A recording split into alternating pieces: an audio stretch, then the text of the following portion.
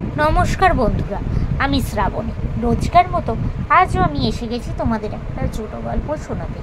আমার এই গল্পের আসল চ্যানেলটিতে আমি তোমাদের রোজ বিভিন্ন ধরনের ছোট গল্প শোনাই। আজকে আমি তোমাদের চালাক শেয়াল আর বুদ্ধিমান ঈগলের একটি ছোট গল্প শোনাবো। আমি তোমাদের রিকোয়েস্ট করছি, প্লিজ প্লিজ তোমরা আমার বলা গল্পগুলো স্কিপ না করে গিয়ে পুরোটা শোনো। আমার চ্যানেলটা সাবস্ক্রাইব করো, ভালো লাগলে লাইক করো, কমেন্ট করো ও একটু শেয়ার করে দাও। আমি যেহেতু একজন শারীরিক প্রতিবন্ধী, নিজের প্রতিবন্ধকতাকে ভুলে নিজের একটা পরিচয় তৈরি করব, সেই লক্ষ্যেই তোমাদের এই গল্প শোনানোর কাজটা শুরু করেছি। এই কাজে আবার সফল হতে গেলে তোমাদের সাপোর্ট খুবই দরকার। তাই আমি তোমাদের রিকোয়েস্ট করছি, প্লিজ প্লিজ তোমরা তোমাদের এই অসহায় বন্ধুটিকে একটু সাপোর্ট করো। তো চলো তোমাদের আজকের গল্পটা শোনানো শুরু করে দিই। গল্পের নাম হলো চালাক শেয়াল আর বুদ্ধিমান ঈগল। এই গল্পের ঘটনাটি ঘটেছিল অনেক অনেক বছর আগে।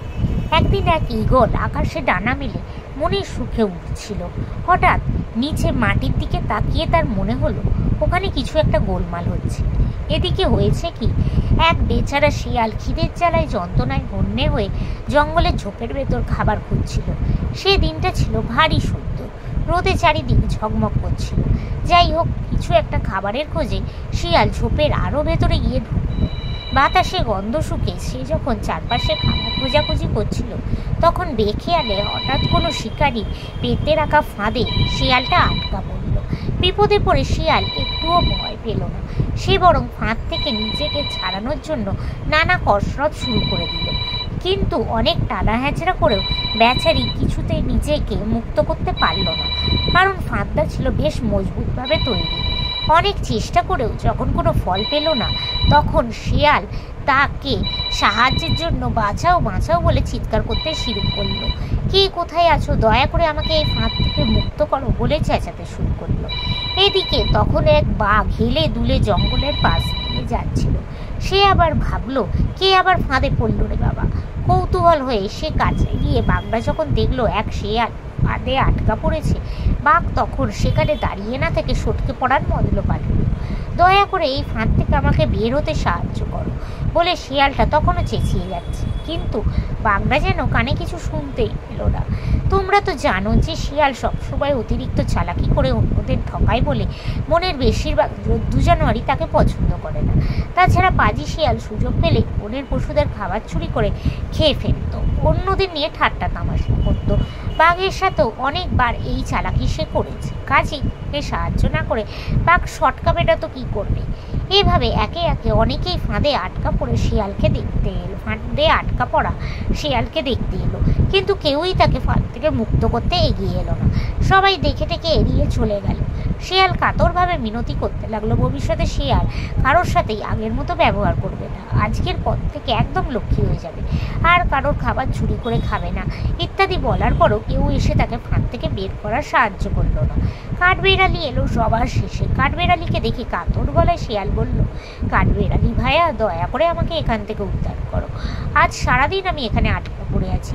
কিছুক্ষণের মধ্যেই শিকারি ফাঁদটা পেতে গেছে, সে এসে পড়বে। আমি নিশ্চিত শিকারি আমাকে মেরেই ফেলবে। দয়া করে আমাকে বাঁচাও ভাইয়া।